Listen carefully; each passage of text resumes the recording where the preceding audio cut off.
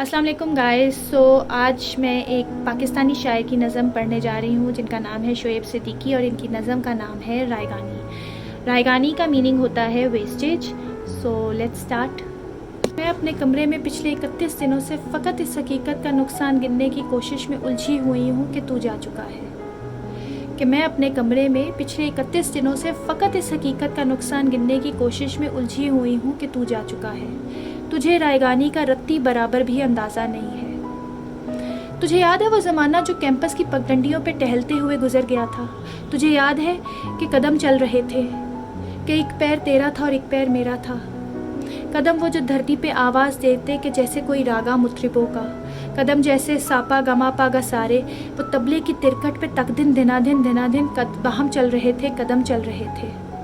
कदम जो मुसलसल अगर चल रहे थे तो कितने गवाहियों के घर चल रहे थे। मगर जब से तूने इस राह पर मेरे कदम को तन्हा छोड़ा, मगर जब से तूने इस राह पर मेरे कदम को तन्हा छोड़ा, वो सुरों की कहानियाँ वहीं थम गईं।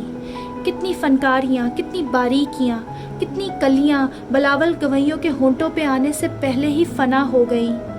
कितने नुसरत फ़तेह, कितने मेहदी हसन मुंतज़िर रह गए कि ये कदम फिर से उठने लगे।